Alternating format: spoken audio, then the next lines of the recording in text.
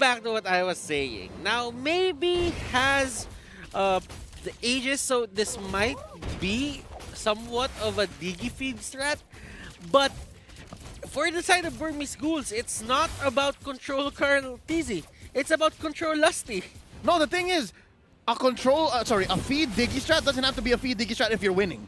Yes. If you're able to get those free kills, because Diggy does deal quite a bit of damage, you don't have to think about it like that. Yeah, what in the world happened to Rebo there? Oh. Did Rebo, wait, hold on. I'm wondering whether or not he got, no, there's no way. Even if you took smart missiles or ejector first, there's no way you'd be getting chunked out He that was low. dueling with a high and dry fighter Jawhead.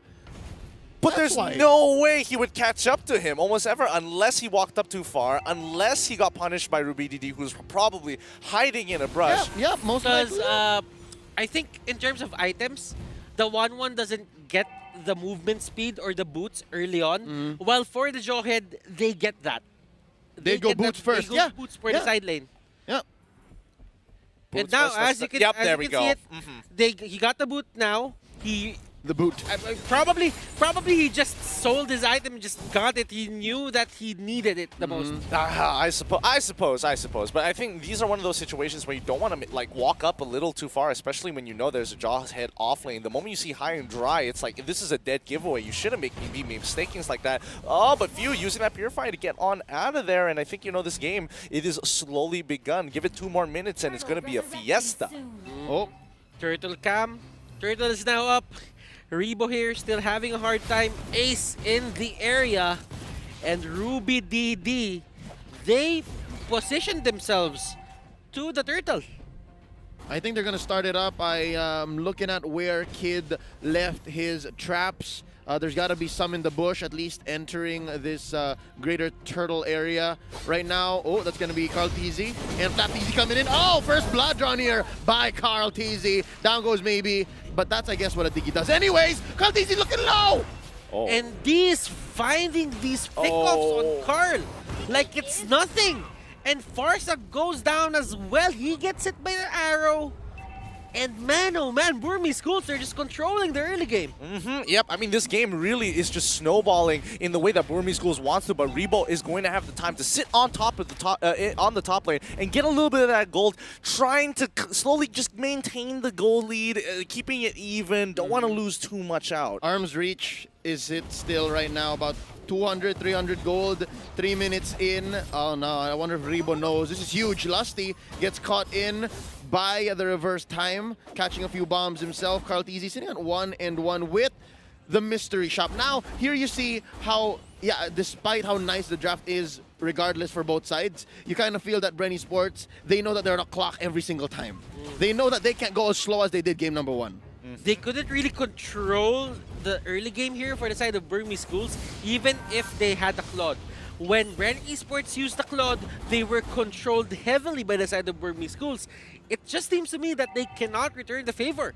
Yeah, I don't think they have enough items to start pushing their agenda just yet. They need a little bit more time for a lot of their heroes here, but I think you have to give it a Flap TZ. After finding that first initial pick onto Diggy, it's looking good, but now he's going to get jumped on, and rotations are being made. Don't think it's going to be too big of a deal here. I mean, even topside, you can see Burmese Ghouls just potentially looking to gank. And we are going to have a pause. Raptor Machete is now up for Ace. In terms of stacks, I think it's probably at 12 now. It's gonna hit 15 in just a bit. But Bren Esports, they are finding themselves in a bad spot right now. About half a minute till the next hurdle. I think if Bren Esports maintains these rotations and plays it safe, right? Keeps Carl TZ safe and make sure that Rebo is relatively untouched, because I think that's what they're doing here. So far, the reason why a lot of the fights are happening away from Rebo is because they know that Rebo is an insurance policy. At some point, if they let Rebo farm up, which has been happening for now the first 4 minutes, I think when you reach the 9th, 10-minute mark after Rebo's second or third core item, you'll be fine. That's when you'll be a little more confident. But as it's going so far, without that second turtle, it's gonna look dire because all the more Ace is just gonna snowball. Yep. I think Corrosion Sight is going to be needed here. There's a lot of dive potential going to the side of Burmese Ghouls. If ever 1-1 just gets like a Demon Hunter Sword, a Corrosion Staff, or the Endless Battle, this is going to favor Bren Esports. It's just a matter of will he get it?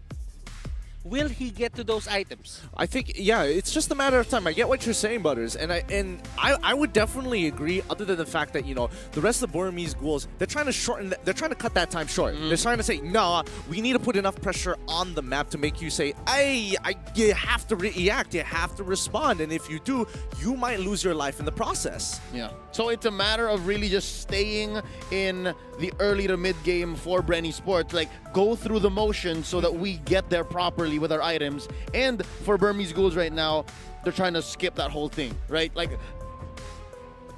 in layman's terms, they want to go straight into marriage. Just jump in, right? Like, just put a ring on it. Yeah. Just put a ring on it and drop you guys in the lower bracket. Like, just overall. That's the game plan. And that will be the Burmese Ghouls.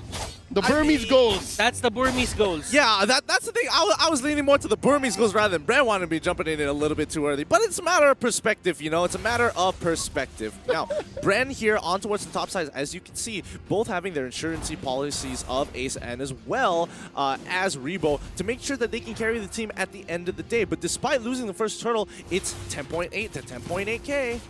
Very close. Bloodlust Axe is now up for D.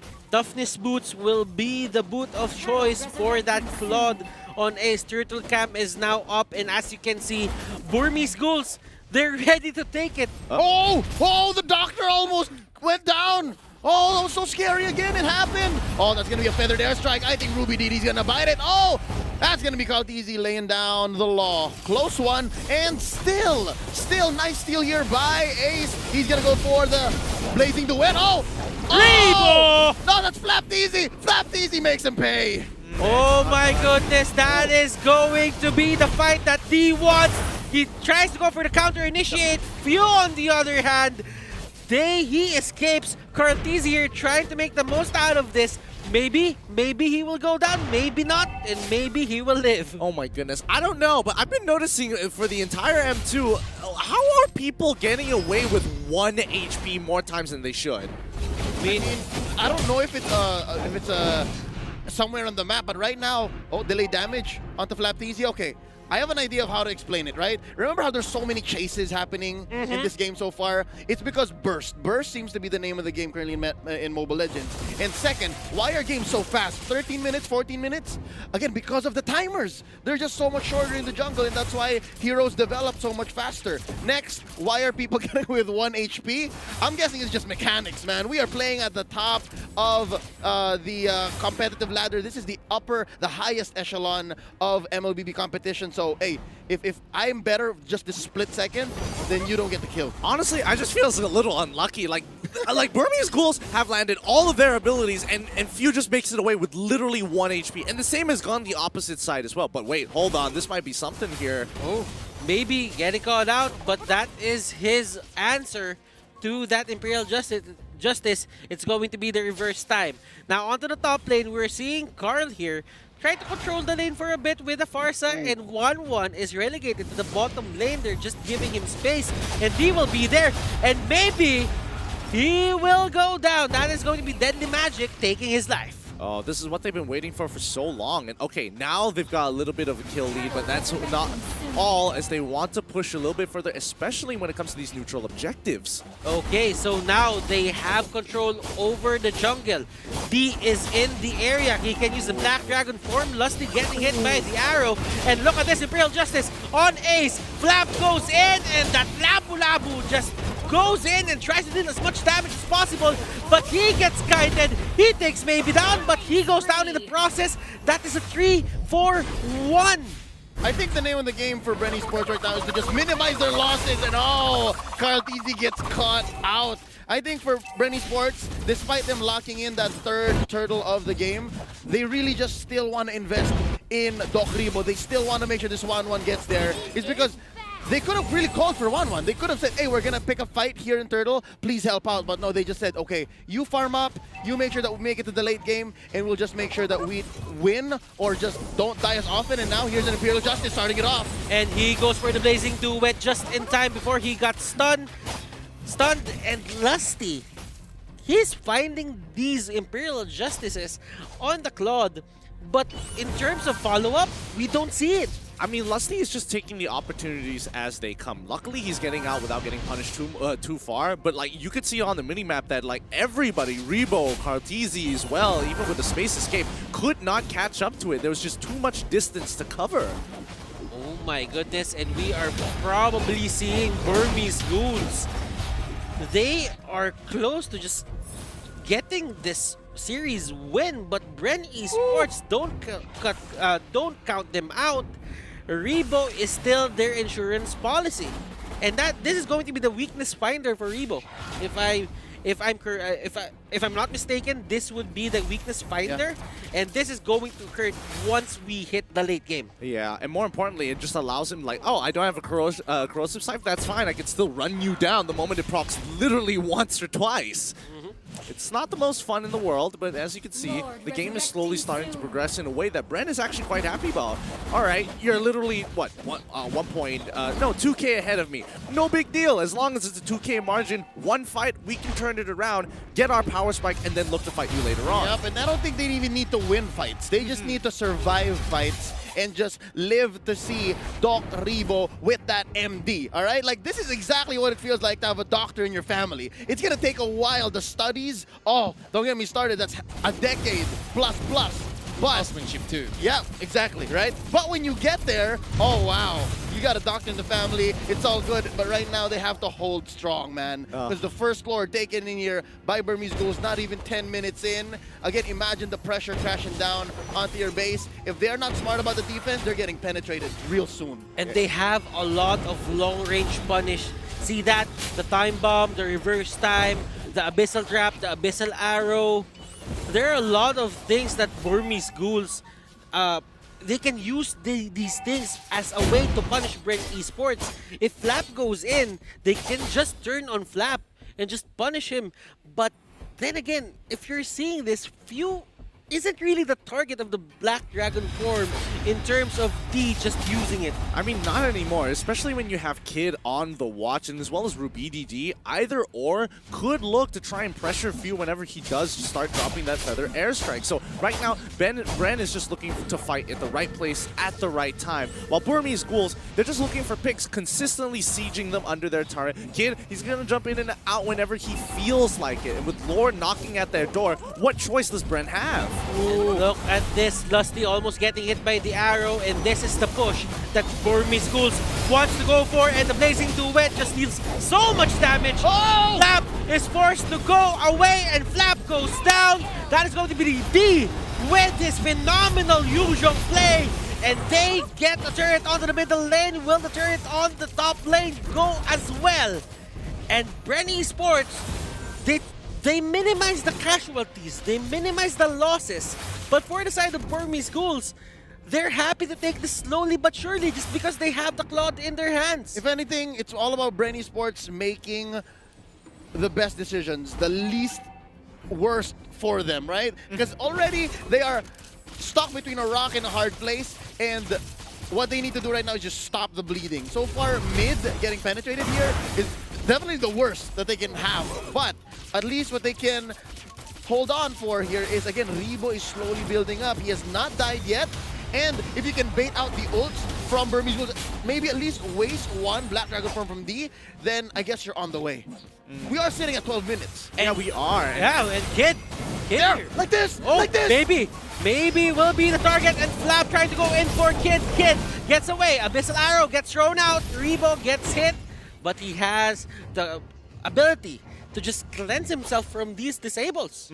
And right now, I mean, the clock for Bren Esports is 6 minutes. If they can't survive for the next 6 minutes from here on out, Burmese Ghouls should easily take this game, because in 6 minutes time, that's going to allow Bren Esports to hit at least the 52K mark, and then the goal doesn't matter, everybody's at full items, and then you're just trying to execute better than your opponent.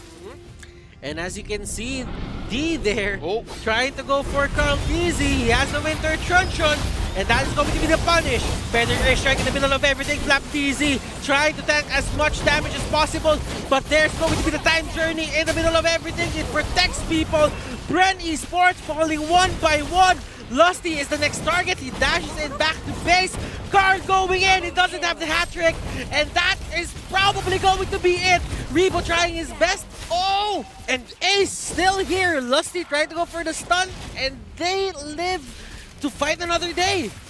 Yeah, but they've Oh, really no. crippled Bren at this point in time, and what I thought was going to be 6 minutes might have just extended to 7 at this point, and it's the clock is ticking, and I don't think they have that kind of time anymore. 3 for 3 in that last clash. Of course, I think it's still good for the Burmese Ghouls. They did take top lane and they still maintain pressure on bottom. What I'm seeing here is the fact that I think all of Bren Esports have agreed that we're not getting much mileage from Karl'Tezi, so you start building defense. I'm pretty sure, I wouldn't be surprised, none of us would be surprised if after this Winter Truncheon, he builds something towards the likes of another defense item, because I think they really are going to go all in onto Rebo, and that's essentially what's happening here. 1-0 in 4, Rebo just picked up his Queen's Wings, and so far, they did well to just bait out the Black Dragon form. They do that maybe one more time, and maybe in a more successful area, maybe even steal for this Lord right now,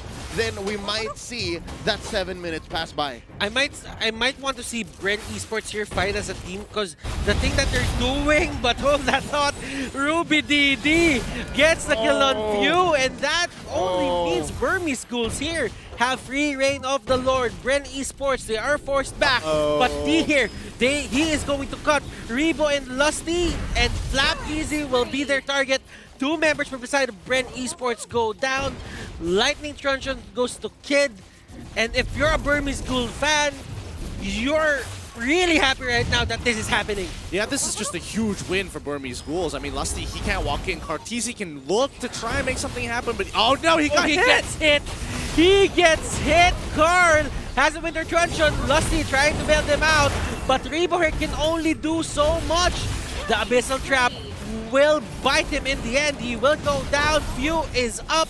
They can probably defend this with a feathered airstrike. And D just trying to trying to cap close at the last possible moment. Crossbow of Tang. Kid goes down. D is way too tanky. Rebo's trying his best to stay alive. Burmese Ghouls take down Rebo. Flapteezy and Few they are alive and they are ready to defend. But will it be enough as Burmese Ghouls also take the Luminous Lord? Slow golf clap for Doc Rebo. He lasted, what, 30-45 seconds more than any other 1-1 had business doing so. He popped the crossbow of Tang at the very right moment, and right now that just bought Bren Esports time to have another hero come in, respawn, so it's 4 defenders now going up against this Luminous Lord, and here comes D. And look at this, the Lord right now is just going in. Ace with a blazing duet. It takes down a lot of people for the side of Bren Esports. Few trying to go for the feathered airstrike. It will take down the Lord, but does that even matter as Burmese Ghouls head straight for the crystal and they just finish it. Wow, what a game. What a game, and it looks like the fans were right. The extra .6 made all the difference for the Burmese Ghouls to take it away 2-0, not even a 2-1 against Bren Esports. And